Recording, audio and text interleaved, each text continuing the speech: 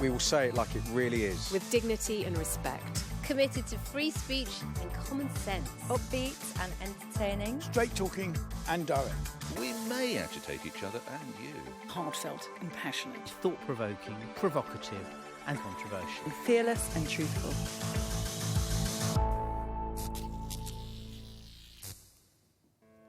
Hello and welcome to Series 4 of The Pledge. Now, at the end of Series 4 of Friends, Ross famously says Rachel's name at the altar. In Rocky IV, the champ fights Ivan Drago in the Soviet Union to avenge his friend. And in the 4th season of The Sopranos, Tony and Carmela both have an affair. So, June, what you got planned for the end of the show? Now to our general election special. Afua will explain why she's still stunned. Michelle says Brexit must still mean Brexit. June says she won't shed any tears for Corbyn. And Greg is betting on the Lib Dems. But first, it's my stump speech. What a week. She went from being Theresa May be to Theresa has. And what a masterstroke the decision to go for a snap election was. The dreary ragtag band of naysayers in her own party, political opponents, Ramonas, Lords and Labour were left gulping for breath like stunned mullets, as Mrs May showed the sort of dexterity normally reserved for Lionel Messi.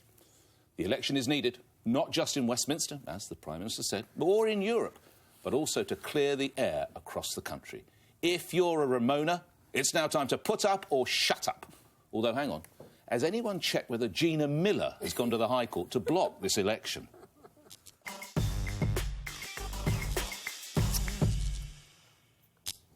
Well, Nick, you see, the person I had most sympathy with was Brenda from Bristol, basically. You know, the woman who said, we don't really need another one. And I have to say, what I don't understand is why she didn't do it a year ago. And that's where I become a bit suspicious, because when she first got elected leader, it seemed to me, she would have got a good result anyway, and it seemed to me that was the moment when she could have said, I'm doing this because I need a mandate.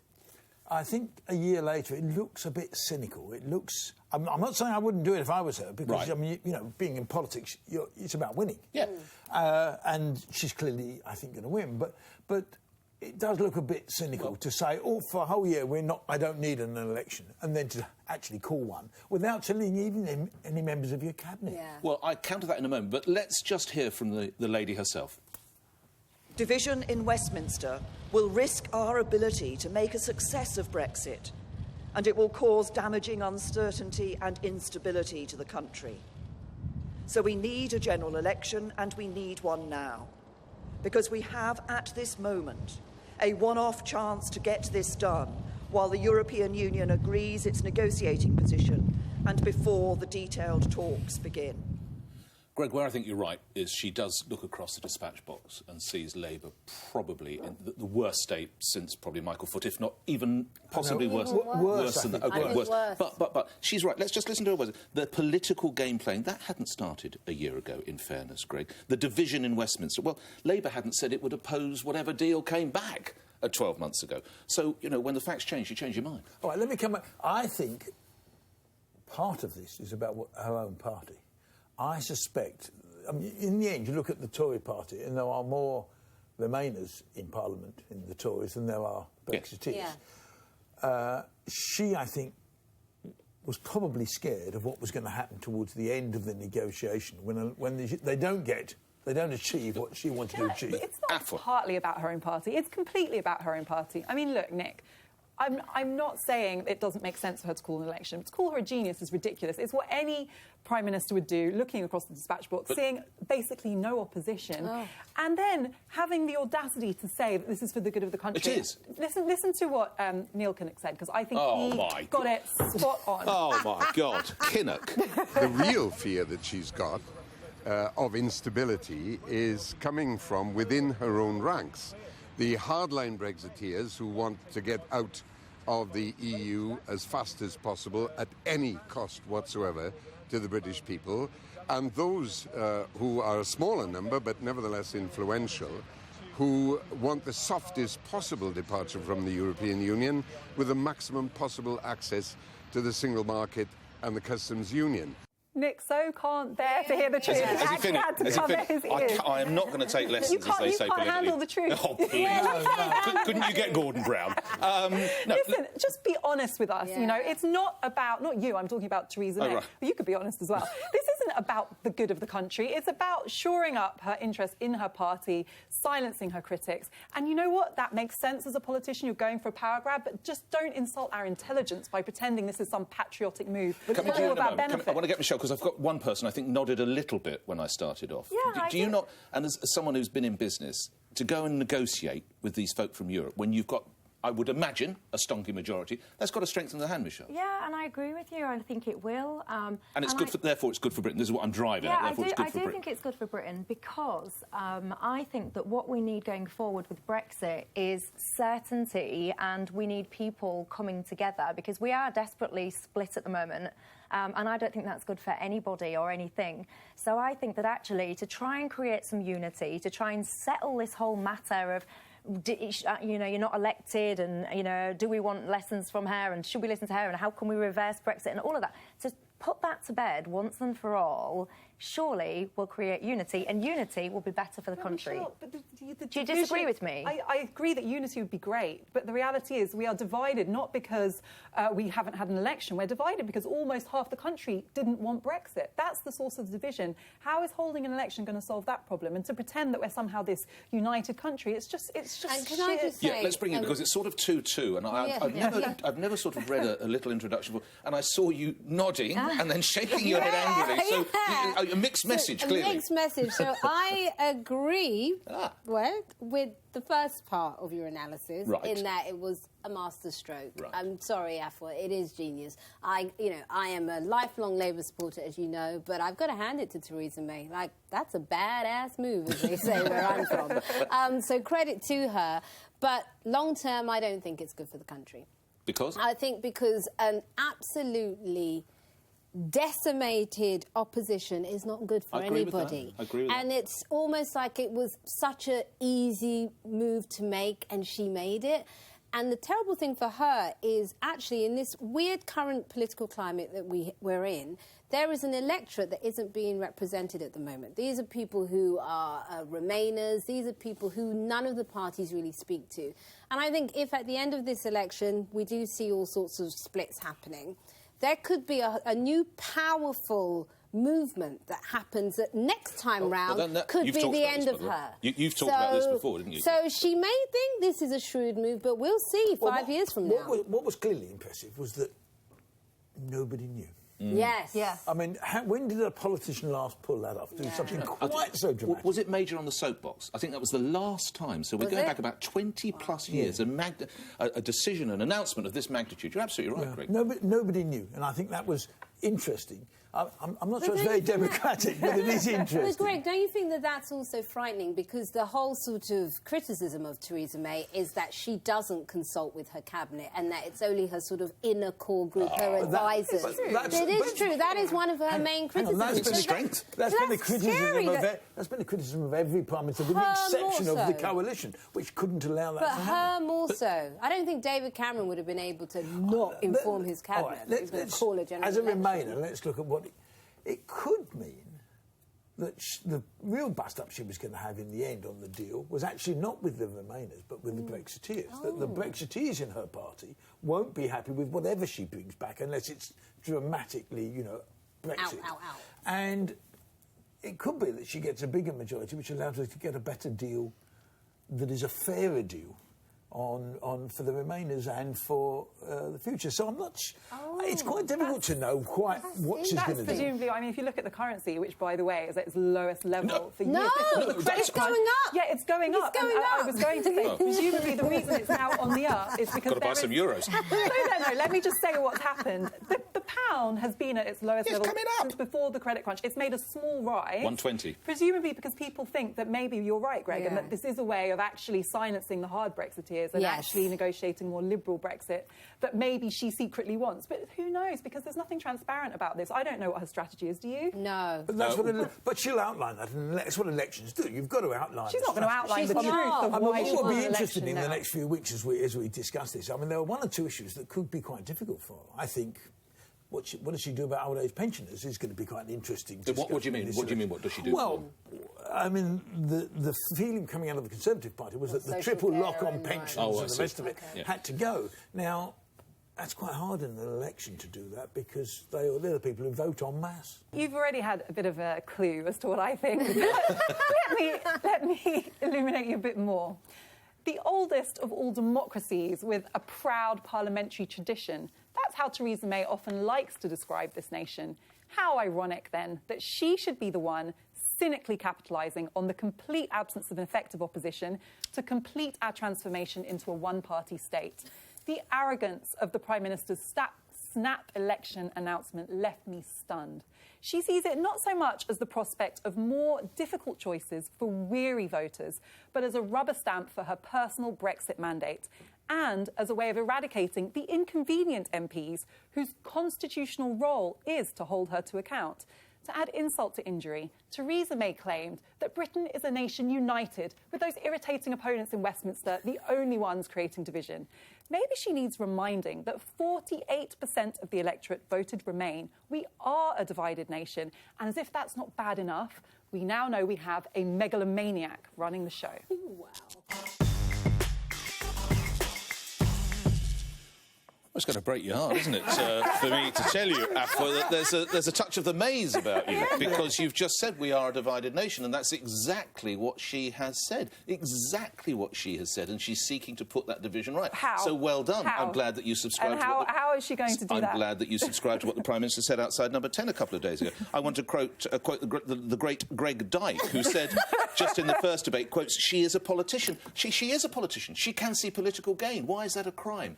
But if only I had all my recordings of the pledge to hand, because I'm pretty certain that you were, or you certainly would have been, one of the people who moaned and bellyached about the fact that she'd never won a general election. She inherited the leadership of the party. She inherited a Prime Minister. She should have the nerve to go. I'm pretty certain I heard you say that on the pledge. So what does she do? She actually says, I'll tell you what, I will go to the public. I did actually inherit it. We are in a tough time. I've got to get the deal right. Let's see if the country supports me. And again, she's got it wrong. Even if she invented a cure to the common cold and helped England win the World Cup, she would still be wrong in your eyes. It absolutely delights me to say that I've never sat here and complained about the fact that she hadn't called an election. Maybe I would have, maybe you're right, who knows. The best response to her came to me, not from Jeremy Corbyn, the leader of the opposition, who should have been able to hold her to account, but from Yvette Cooper. Let's hear what she said. Oh, yes. The Prime Minister yesterday said she was calling a general election because Parliament was blocking Brexit. But 3/4 of MPs and 2/3 of the Lords voted for Article 50. So that's not true, is it? And a month ago, she told her official spokesman to rule out an early general election, and that wasn't true either, was it? She wants us to believe that she is a woman of her word. Isn't the truth that we cannot believe a single word?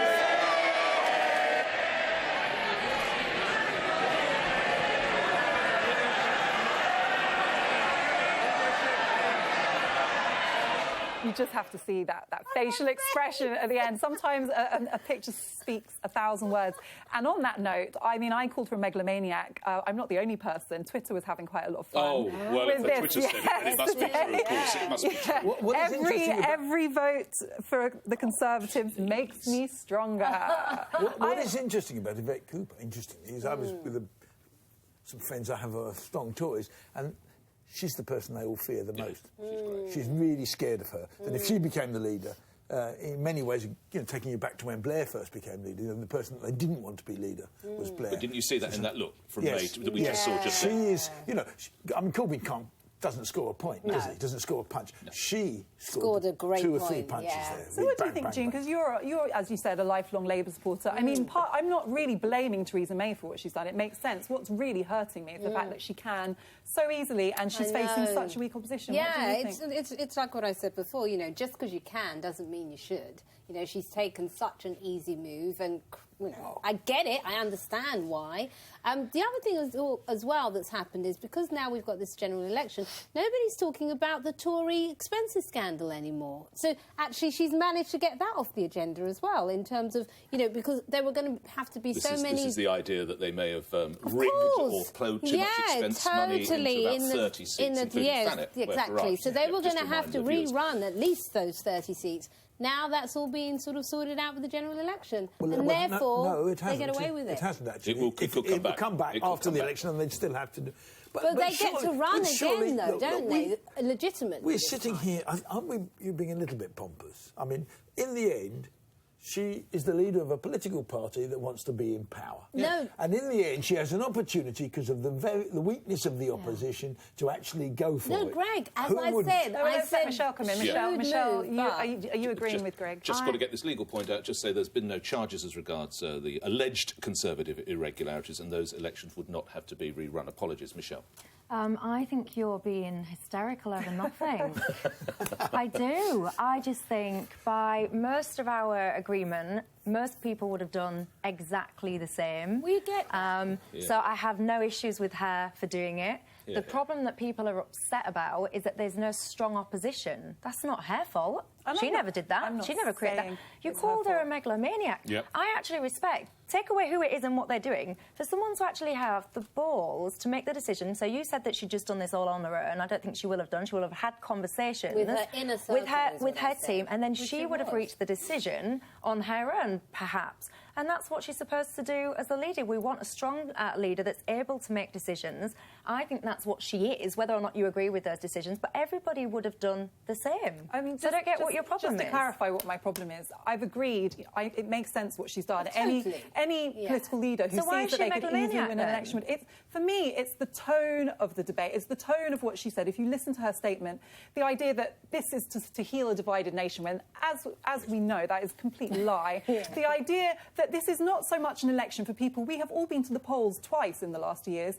It's going to be difficult for us, those of us who voted Remain, not because we're saboteurs, as the Daily Mail said, but because we think that's in the best interest of the country, to act like this is just a box-ticking exercise for her to go to Brussels. You know very well who are we going to vote for. Because Michelle's nailed it. Michelle's got you because you're angry because the Labour Party is disintegrated. And I think someone else is talking about that in more detail. But so this actually is the opportunity for all you Remoaners, all you people who keep saying, 48% of the country. Great, you're going to have a whole slew of MPs you can vote for. Lib Dems, Labour, Greens, the whole damn lot. But you know it'll be an even bigger mandate, and you can't handle the truth. You know what? I think that she is underestimating the extent to which people are unhappy with the direction she's taking the country. Well, then she's going to lose. I'm not saying she's going to lose, but I think that I would have liked to have seen a little bit more humility and recognition that we are a divided nation. We face difficult choices. This isn't a good moment for us. And also, she blamed everybody else. You know, that speech was just blaming everybody else. Well, it's part of a no, but we live in a democracy. That's the whole point. People should be able to disagree. I do think it was dishonest, because I don't think it's a reality of what comes out at the end of it. You don't get a united nation by holding a general election. So what did you want to say in a speech? The opposition are a bunch of muppets, so therefore I'm calling this. That's what she did. Yes, that would have been good. I know I'm going to win it, so I'm going for it. Well, that's what politicians do, and that's what they're supposed to do. How could she sit down? You're a businessman. How could she sit down, broker a deal in Brussels, knowing that they know that whatever she comes back with, the Labour Party is going to vote it down? How on earth? Well, hang on. Well, they did say they would. They will only vote it down if enough of her own party vote it down. And you're telling me she can't deliver her own party, and that's what I think she's scared of. That's what this is about. That's what I think she's scared of. How can she do a deal in those circles? She can't. She's got to have... That's... If you listened... I felt the key in the speech was when she said that Labour would do that, suddenly a light bulb went on. Yes. Now, we all agree that's political game. I absolutely agree with you. But that is a fact. No, but you also must recognise that Labour couldn't vote it down. That actually there's not enough of them. The real problem she's got is in her own party. Her own party. And this way she might sort that, in which case I can understand why she's doing it. Just tell us the truth. Is that too much to ask? Is that too much to ask? But I think she believes what she's saying. I think that she believes doesn't. that she Of course she does. If she does, she's deluded as well. But I mean, there are... How further are you going to go? But there are clips after clip after clip of her saying you don't need to have an election. And suddenly, bang, she's had one. Yeah. But facts change. Come No, on. no. So when you run businesses, you've taken a decision, and when you realise you were going in the wrong way, and dear God, there have been enough examples of that, Greg, you haven't decided, whoops, let's do a quick U-turn yes, here when you realise you're going the wrong way, yes. Yeah. But she didn't say she's going the wrong way. Facts change. And she's trying to pretend that she's being honest with the public. She's being honest with the public. When our There's a parliamentary wonderful system opportunity. is working the way it should do to hold her to account, and hold the government to account. Now. No, but if there was what is interesting is if there was a decent Labour leadership and a decent Labour Party at the moment, they could win this election. Oh, yeah. That's what's interesting. They could win this election. Yeah. But sadly... No. Not with this lot. No, what I said with the decent leadership, even with some of the policies aren't so bad, it's the leadership that's terrible. I just think halfway you're upset because it was Brexit and not Remain, and you're upset that Labour's in the state that they're in, and you're blaming that on Theresa May. You're right. No, the first You're two, right that I'm upset about those things. I'm not blaming it on Theresa May. Yeah. I think that this is a serious thing. We are now facing an election. It's not a box-ticking exercise for her to sort out her internal divisions in the party. That's how she's treating Do me a favour, it. stop listening to Neil Kinnock. just promise me that, please. OK, no, it's over to me now. If this turns out to be a single-issue election, the Lib Dems could do very well as the representatives of the 48% who voted Remain in the referendum. I'm a Remainer who lives in a constituency where 66% voted to Remain. Until the last election, ours was a Lib Dem seat with a popular local MP in Vince Cable. It's now a Tory marginal, but I'll take a bet with any of you today that Vince Cable and the Lib Dems will win it back in June. Now, if this happens in enough seats, which the Lib Dems lost last time, Mrs May will need to win a lot of extra seats from Labour to seriously increase her majority. Now, this might sound easy for the Prime Minister, largely because Labour is in such a disastrous position.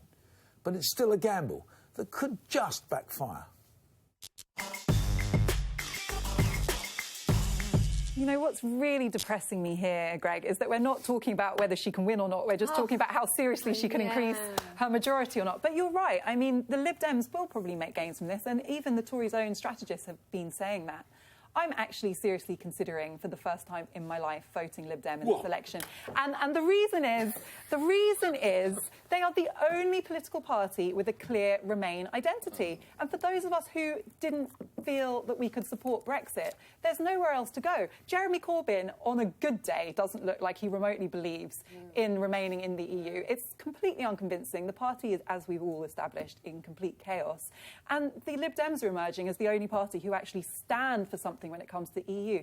Labour are pretending it's not even about the EU. They're acting as if this is just about schools and hospitals. And I don't want to be dismissive of the other issues that people are voting for, but it's quite clear that Brexit is the issue in this election, and anyone who pretends otherwise is in a remarkable state of denial. Well, I mean, Jeremy Corbyn, of course, we all know really is a Brexiteer and always was. I mean, if you talk to any of the bastards, as John Major used to call them, you know, the people who went on and on and on about Europe to get out, they said he was always in out. He always voted with us. And then he became leader of the Labour Party, I think, much to his surprise. So I think you've got a very weird situation, but I think there does need to be. I mean, if I was running the Liberal Democrats, I would go seat by seat, looking at which ones where there was a majority to remain. And I would split my resource and my time in there. And I think they'll pick up. You just need to look at Richmond Park. I mean, that was an incredible victory. Where Labour lost its deposit. You can see that being replicated. So just to help the viewers, of course, you're talking about the Twickenham constituency, where you say that Dr Vince Cable was a popular candidate. Yes, so popular they voted him out. Greg, well done. You certainly got that right.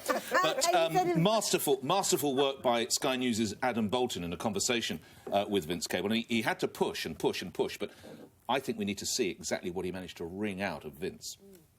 If we're forced to crash out of the European Union because there's no agreement, it's absolutely vital that there is a group of people who are in there, in Parliament, making the case that this whole process is stopped. So you will seriously be saying, stop, don't leave the European Union? Subject to what is negotiated. The choice then, surely, is to accept the deal or to have no deal and leave, not to try and stay. Well, there may be other options than accepting a very bad deal or no deal, and surely there must be options under those circumstances. The key question is whether you are seriously saying to the voters, we really could reverse that historic decision and end up staying. Are you saying that's a possibility? That is a possibility. So, Greg Dyke, I put it to you. You are, not just because you look like him, you are the Vince Cable of the pledge, because you do look a bit like him, and you actually want that. You want to, let's get Adam's right, reverse that historic decision. You see that as a possibility, don't you? No, I see at the end of the day, a second referendum is a real possibility. Yeah, which could reverse, yes. Yes, it could reverse. You're being semantics, Yes, which could reverse. reverse. So you do see that? Yes. Yeah. I think but Michelle? I think it's the wrong decision. But a second referendum when? No, second referendum on the terms under which we're leaving. Yeah. That's what the Liberal Party No, sorry, everybody. Reverse that historic decision. That's nothing to do with terms. We're coming out. Whoa, no, we're not. We're coming back in. No, but if you listen to what Vince Cable said there, that's exactly what he said. Depending on what the deal is, and depending on whether it's a bad deal or no deal... Which word don't you understand? You'll Reverse go that back to the historic... people. But, Nick, you've got to look ahead. I mean... None of us know what's going to happen in France this weekend in the election. No. I mean, you could well end up with the last two candidates in the French for French presidency are both people who don't actually want to be in the EU. So that changes So everything. you change it all again. So we've got no idea what it's going to be. All I'm saying is we have some position whereby we can say, actually, these terms are terrible. This is a terrible way out of here. And what would the option be? I don't think if the option is... It's terrible, then what? It's terrible. If the choice is then, no, let's stay in, or let's just walk out and see how we do, I think that's a terrible option. But what are you saying? So what are you saying, that you want a referendum that says the deal's terrible, so let's just stay in as is? No, what I'm saying... let's get back to what I'm saying. I'm saying that what's going to happen in this election, Mrs May has made it all about Brexit, right? She has made that, and I don't mind. It's a Brexit election. She's made it about a Brexit election. There are a lot of us who didn't vote for Brexit, 48%, who will want to vote, and some of those will say, "Fine, look, Brexit's okay," but a lot of them will say, "No, I want to vote for somebody who might change this." Let me. The only people who are saying that actually are the Lib Dems. I've got a Sky poll actually up on the screen, and this is a projection based on how they think that it'll go. And interestingly enough, they only predict that Lib Dems will increase by 2 seats. Good Lord! So 9 is the current. So this is the current view, and if you look at the future projection, they've only got them increasing by an extra 2. Sure. But that's because they're talking about uniform swings. And this isn't going to be an election about uniform swings. Yeah, but you've got to be thinking... I think, Greg, you've got to be thinking Cable is in a good place. Ed Davey has got to be in a good place. Yes. And we're not even talking about the southwest of England. You know, we're staying with... You go to the southwest, which is their traditional, fertile ground, which I think, and I stand to be corrected, is all blue now. There might be one little bit of yellow. No, I think it's all blue. I think, to your point, Greg, you know, there are a lot of people like Afua who've supported either party all their lives who are now going to be thinking twice. You know, I've got a friend who's a lifelong Labour supporter who is seriously considering voting Lib Dem as well. And I think there are going to be a lot lot of Conservative parties in that. Well, there's some. I think there'll be some Conservative voters who are basically who are. Yeah, but what about Why do you say that, Michelle? Why do you say that? Yes. It's not to do with the fact that you might just stand as an We're independent. going to talk about that later. It's an interesting question. Independents never win in Britain. But what I'm saying, what I'm saying, one or two. Michelle, what I'm saying is there are a lot of people out there who feel that they don't really have anyone to vote for. So, for example, if you're a Brexiteer Labour, you're going to be... What do you do? So you vote for a party that's not probably following your Brexit vision, because God only knows where they stand in terms of Brexit. They voted for Brexit. Yes, I know, but they don't truly think it. Can I just stop you there? Because I tell you what you do. You run yourself. And according to the whole Mail, it looks like that's what you're going to be doing. No, but is there any truth to this story? Right, I'll tell you where I see this. So this is my home seat. So it's West Hall, basically. Alan Johnson. Alan Johnson, he's held the seat for 20 years and he's finally stepped down. Mm-hmm. It's a Brexit seat. So the way that I see this seat is, as I've said, it's my family seat, and so therefore I'm very passionate about it. You're beginning to sound like a really old Tory having family seats. It's a Brexit seat. I know, most of the Tories who have family seats don't have them in Hull. No, but it's a Brexit seat, number one. Number two, you're brought up Labour, so you feel like you should vote Labour. But Labour is in disarray. No, but it's in disarray. They're not going to get into power, so what's the point? So then you think to yourself, OK, I want Brexit, so should I go Tory? But trying to pull yourself into Tory in that seat when you're brought up Labour, it's quite a gut wrench. Then you think to yourself, you've got the Lib Dems, well, it's Brexit, so you don't want them because that's Remain. So then who's there? I think you need someone like me that's going to come along and go, do you know what? I'm independent, I'm pro-Brexit, I'd align with the Tories, but I like some of the social issues. Yeah, the social issues of Labour. Are you going to do it? I'm thinking about it. If someone wants to do it, I need some money. Come back next week, we'll see you again. I need a donor. But just while we're on this topic, I mean, something we haven't talked about that I really worry about, and you tapped into it, is that voters don't really know, a lot of them just don't know where to go, who to vote for. And on top of that, there is this fatigue. And Sky was out speaking to some people who really kind of hit the nail on the head this week. Can we ask you a couple of questions? Not really, because I'm very annoyed about it. I'd like to have faith in somebody that'll take us forward. Whether it be Theresa May, I don't know. Not another one. Everyone is in such turmoil, aren't they, in government? We don't need one. We just don't need one. We had a mandate to let it go with the job. The country needs stability, not this. I mean, another reminder that what Theresa May is saying about the election bringing unity is total rubbish, because it's the opposite. But also people are tired, and young people, I worry, won't vote. We all know that 18 to 25-year-olds, 70% supported Remain. If they'd have voted in the referendum, we might have had a different result. Then what's... But do you think there's anything to be gained by actually appealing to those people?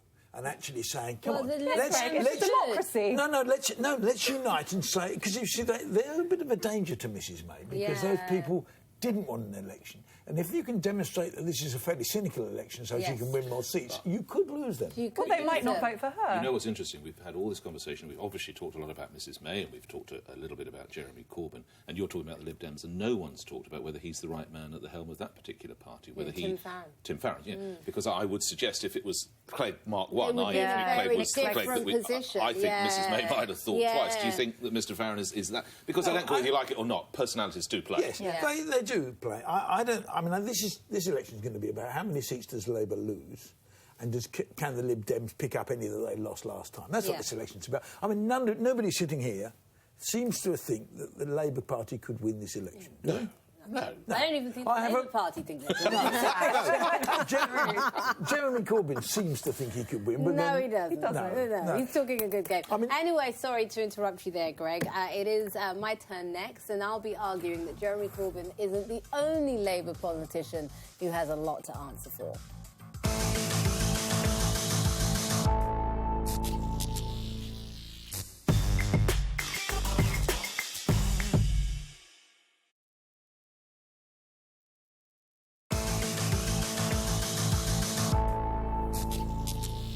After getting over my initial shock that Theresa May had decided to do a complete 360 and call a snap election, I didn't know whether to cry or clap. Cry, because if the polls and political analysis is to be believed, this could spell the end of the Labour Party as we know it. Clap at the sheer political shrewdness of Mrs May. Unfortunately, Jeremy Corbyn played right into Theresa May's perfectly manicured hands. By not taking a clear pro-Europe stance, he has made the Lib Dems the party of the 48%, a position they do not have the infrastructure to fully accommodate. As a lifelong Labour supporter, it pains me to say the current shadow cabinet does not look like a government in waiting, and Jeremy Corbyn certainly does not instill confidence in me or the electorate. If, as expected, Labour does lose badly in June, and if the party breaks up as a result, casting us into the political wilderness for at least a decade, Jeremy Corbyn will have a lot to answer for.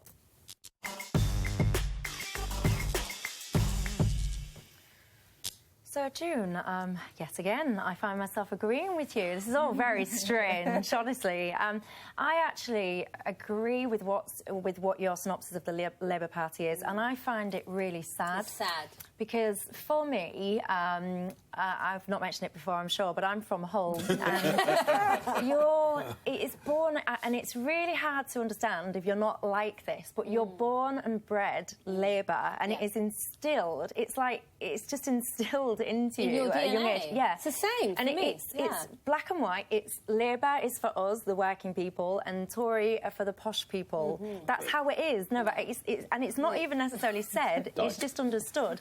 And it is within it's like a tribe and it's like a loyalty. So if you talk to people and they'll go, I'm Labour, I vote Labour, they don't even stop and think why. They don't even stop and think, how's Labour affecting them? They just vote Labour.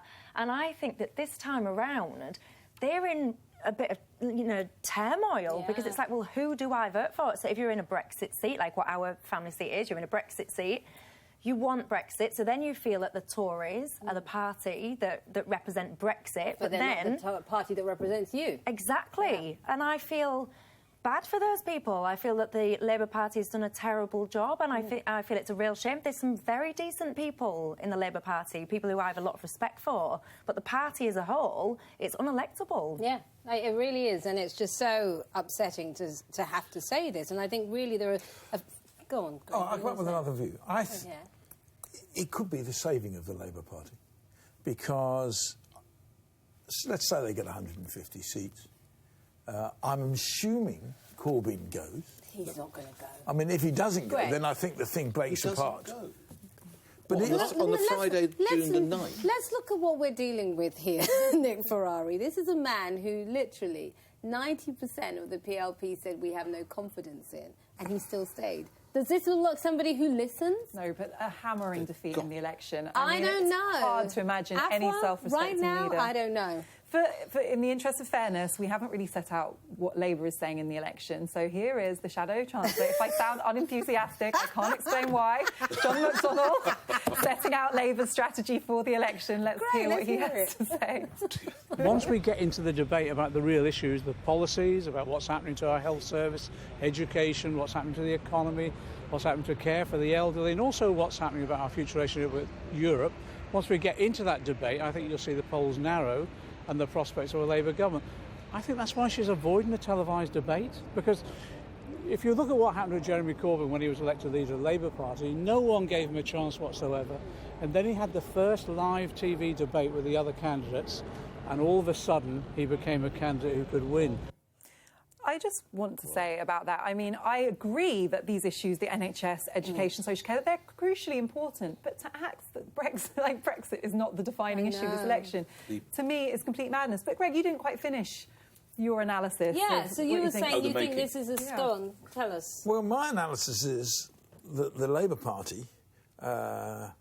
when it comes down to 150, 160, 170 seats, which so is what I think... So they've got 229 at the moment. I think, they'll come, I think they'll come well down. Don't know by how many. I think either he resigns, in which case the left won't have probably enough votes amongst MPs to put up another candidate. Out of this new batch. Out of the new batch. Yeah, that's a good point. Or if he doesn't resign, then the thing falls apart. And then they break away. And then the MPs have to stand up and say, well, he's got to go. We don't care what the constituency parties say. We don't care.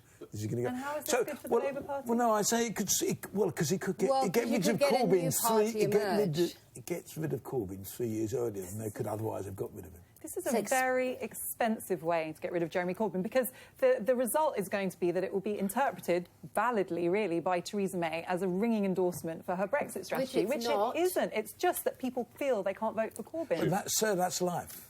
C'est la vie. We are where the Labour Party is where it is, and that is, it's got a guy leading it who doesn't have the who's unelectable, doesn't have the confidence of his own MPs, and certainly doesn't have the confidence of a lot of members of his party. June, you are a talented journalist and broadcaster, but I noted from your introduction to this conversation that you said that Labour could be set for a wipe. You know that Labour's set for a wipeout, and what I take from that clip, which you introduced from the Shadow Chancellor, like it was double physics homework. I've never seen such reluctance. Oh, here he is. These are the people that you used to endorse. What I take from that, which I find truly frightening, is that the once great Labour Party, because it was, phenomenal success that it was, is effectively pinning its hopes on a TV debate against Theresa May. And that's the best they've got. And by the way, on the debate, I think she's absolutely right. Why should she do the debate? Why should she do the debate? They're not going to get it. All right, but the argument from those in the Labour Party who sees this is an opportunity is they say, look, the Tories were down at 140 seats not that long ago. You know, when Blair was in power and they were down to 140-odd seats. This is about renewal. And you've got a lot of leaders, though, Greg. How many leaders? Sure. No, but don't forget, back to what I was... Sorry, Greg. Back to the point of before the break, what I was saying, that there are a lot of people within the party to answer for the current situation we're in. Obviously, David Miliband is one of them, and David is a friend of mine, and I can say this. I think, he should have probably stood earlier. And had he stood before and maybe challenged Brown, I think we might not be in this situation, because I think he actually could have beat David Cameron in an election. But he still could come back. And actually, I do think there's an appetite for him. So if he came back, if what you're saying is right, Greg, and there's a new party and he comes back, I think that in itself could... Do you think the party would let him? Well, the new party would. No, but the trouble is you've got to get a seat. I mean, somebody would stand down. Let's look carefully at whether Ed Balls stands again in a decent seat this time. Because if Ed Balls stood in a decent seat after Strictly, he's now a popular figure. National, the people treasure, people love him. No, you're discounting the membership of the Labour Party, surely, aren't you? And that's why that Mr Corbyn enjoys this position of strength, which Greg is quite rightly what Greg is saying is if this split But where do they all happens, go? Where do these other people who are currently... What, do they just vanish into the mists, do they? But Jeremy Corbyn has had all this support. I mean, I was one of the people who supported his bid for the leadership, by the way. Yes. I had the utmost respect for Jeremy Corbyn as a backbench MP, as a campaigner, as a politician of integrity. I still give him that. And I really resent this narrative that we heard from John McDonnell, that everybody who is now criticising Jeremy Corbyn is part of this kind of right-wing conspiracy to keep him out of power. This elite. It's nonsense. A lot of people gave him a chance. He messed up. He's not been an effective leader. We've had basically no opposition. So it's time for him to step aside and for new people to come in. And I just find it remarkable that he just won't accept that it's not working. I do think that a lot of people initially supported him, because one of my brothers was a massive, Jeremy Corbyn fan, massive. And when I called him up a couple of weeks ago and said, what do you think now? He was like, honestly, even for me, he just feels like he's going off and doing his own thing and disregarding the rest of the party. Can you cancel your brother's vote in the Hull election? This is what I need to know. Like your if I'm completely honest... In a family seat, because it is a family seat. In my family seat. Well, I think there's a lot of people that might not vote. I mean, if I stood and my brother didn't vote, he'd be in trouble, obviously. Do you think a lot of Labour people simply won't turn up? I think that's one of the risks that I think, not just Labour, I think one of the risks is that a lot of people will just go, do you know what, A, I can't be bothered to do this again, B, there's no one that even represents me anyway, so C, I'm just going to stay at home. And I think that would be the worst thing that could happen. What's your my family seat is... is Hayes and Harlington, which happens to be the seat of the Shadow Chancellor, who you were so nice about just now. Anyway, it's me next, and I'll be telling you why everyone may have it wrong on the election.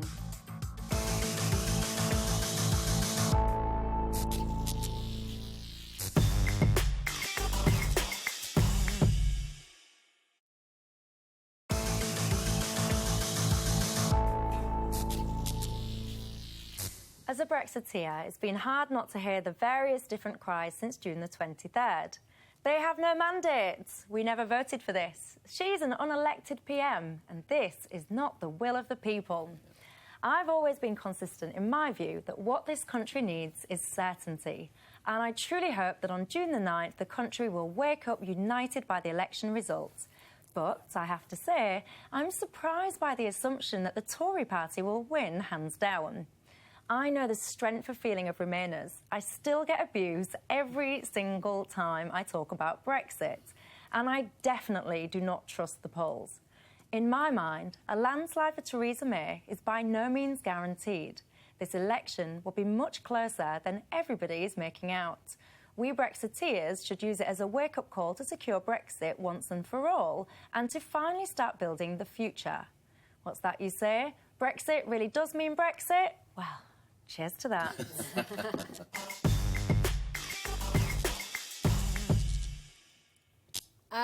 Well, I think the sad thing about this, Michelle, is that, you Brexiteers, it's like what we've been discussing throughout the programme, you Brexiteers are able to do that. It's quite clear where you vote. It's clear who you support if you want a hard Brexit.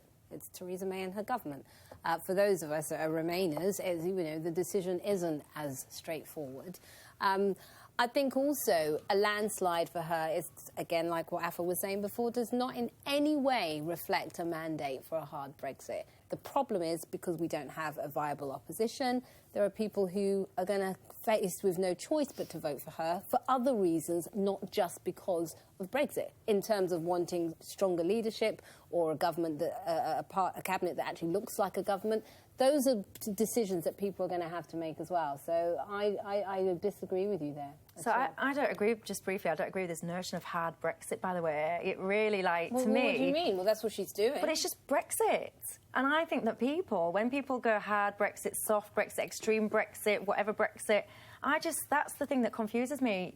Did we want to leave the European Union? And the European Union is a collection of things, whether it's a single market or whatever. Yes or no was the question we got asked. We didn't get asked, do you want to leave the European Union but keep half a leg in over there and half an arm in into that bit? And so I just don't like this notion of hard and soft. That, to me, was the big flaw with the referendum, because it was that one question, do you want to leave or do you want to stay? Did most of the electorate understand the consequences of leaving the single market, leaving the customs union? I don't think so. I didn't hear that discussed Hang on a minute. properly. You should listen to my show. But you was on the Remaining campaign. So you can't say, did people understand the consequence? That was the job of the campaigners to explain and articulate what this meant. So you just shook your head and said they didn't understand, but that was partly your job. If you're going to use that point, then actually, if you see what Boris and many of the Brexiteers were saying, they were saying, oh no, we're still going to have access to the single market. Oh, so I think actually, they were still saying that a Brexit meant a soft Brexit. Actually, if you look at what they campaigned on, hardly any of them said, oh, we're going to leave the single market, we're going to leave all the benefits. What they said was, we're going to close our borders. That's what, and 350 million for the NHS. So they never campaigned on the thing that Theresa May is now pushing through. What we know is likely to happen is actually the people who will turn out en masse are the old, and the people who won't turn out are the young. Yeah. But that's their fault then. It is their fault. And I feel, because I hear this all the time. But you don't believe it's the democracy. old has taken the future of the young. Well, I'm sorry, but if you can't be bothered to get out and vote, what's your point? Michelle, it's not just about blame. I hear you. I mean, everyone has to be responsible for themselves in a democracy. So I agree. It's your responsibility as a voter to go out and vote. But for me, attributing blame is not really a useful discussion. The point is that we are doing something with existential consequences that will affect future generations. Yeah. And a lot of people in the country don't agree with it. And a lot of the people who don't agree with it aren't voting. And it's a problem. Whether you can solve it easily, whether it's their fault, it doesn't stop it being a problem, because the people who are going to live with the consequences are the people who aren't actually having a say. Well, it's always your fault if you choose not to vote. And no one else's fault. And even though I've just said it's everyone's responsibility to vote, and I stick with that, there are also reasons why people don't vote. We don't have an education system that really instills the value of democracy. A lot of politics is very inaccessible for people. Just watch PMQs. It's still braying. I didn't, by the way, just as an FYI, I didn't vote until I was 30 years old. There you go. Because I couldn't be bothered, quite frankly. So that's my responsibility, my fault, and I deal with the consequences up until the age of 30 of anything that would have happened. What changed at 30 then? Well, when I was growing up, I wasn't politically engaged. I just felt a little bit like, well, who cares what I vote for? They're going to do what they want to do. I didn't believe anyone. I didn't trust anyone. I just thought, well, who cares? I couldn't be bothered. And did you feel like any part of your upbringing or education or social conditioning had encouraged you to feel involved and to have a stake? Probably well, not. I think if you'd have asked any of my friends when I was growing up, do you vote? None of us would have said yes. And you just put that down to individual laziness. You don't think there's some kind of systemic reason why people like you, when you're young, all feel that that's just not something for them? I think that we just, to us, it was just a little bit like, well, then no one really probably represents us. No one's going to do what they say they're going to do. There you go. And what's the point? Yeah, but I never would have then said, for example, if I was 25, I would never have then said, and therefore this is unfair. That's a failure of democracy. If people like you feel like that, sorry, Jean, that is a failure of democracy as well as your individual responsibility. But she also lived in Hull, where... What's that got to do with anything? Well, because donkey. Yes, where are we going with this, Greg? One of the great problems, because one of the great problems in this country is that there's so many constituencies where your vote makes absolutely no difference. Absolutely right. Absolutely. Well, sorry, just no, briefly. you go. Okay, just kind of, clutching at straws comes to mind whenever I hear you. With this idea about we didn't know about the single market, if you chose to engage in the debate, you did know about the single. Most people did. No, but the leading Brexiteers said we would still have access to the single market. Well, people make claims. Well, it was up to your mob to dispel them, wasn't it?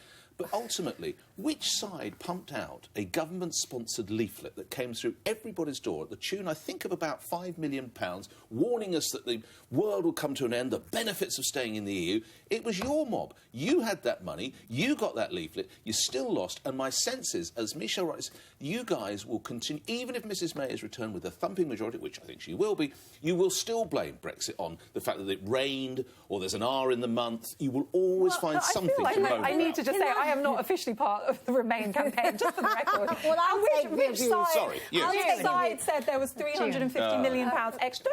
Exactly. That's a really fundamental a week. I would like some of that. June, I think, actually, if Mrs May is serious about wanting to listen to the younger generation, well, you know, the young people, 16 and 17-year-olds, were not given an opportunity to vote in the referendum. Maybe this will be that she actually should give them the chance to vote in this election, and then that way they can make their voice heard. Because it's them that it's going to affect. We're old. God, Michelle, you're getting She's the Chancellor of the Exchequer already. She's got a budget box. What is ready for your career in politics? This, my friends, I think we should have a wee prediction, is what I think. Oh, is this a pledge ballot box? This is a pledge ballot box. We're going to play a little game, kids. We're going to... what do we do? We're going to put your name on the paper, and I want to hear your predictions for June the 8th. I want to know the party that you think is going to win, and by which majority, please. Then we're going to keep that box sealed. And we're talking about overall majority. Can anyone see it? Are they filming this? Yeah. I feel like I want to be like... Oh, I'm the hive overall majority, we're saying. Yeah. OK, so I'm going to say... I'm done. What do I do when I've done it? I've done it. He's still putting the noughts on the end. Yeah, I know. Right. Yeah. Done. Are we not allowed to say them? No, no idea. No, we're going to reveal we're not going to look until after the election. Oh, well, that's a bit boring, isn't it? I mean, you know... Sorry, sorry, Apple. Pass my first vote. There we go. I just wrote the number down wrong. Well, you should be the Chancellor. She clearly should be the Chancellor. Can I put this on record? I just added a wrong digit. So it was higher than I thought. You're better qualified to be the future Chancellor than we are. Yes, I'm glad you've got the box. I feel very confident now. It's time for this week's Straight Talker Award. Now, since Theresa May called the election, there's been lots of shrewd analysis and insight. So we've chosen one of those respective voices on all things Westminster. He's editor of politics.co.uk and the author of a book about Brexit. His name is Ian Dunt, and he's shared this bit of insight, which just about sums it up. This election is so... Well put, Mr. Dunt. I think we probably all agree with you. So you are this week's Straight Talker. So that's it for this election special. The Prime Minister might not like TV debates, but we do. See you next week.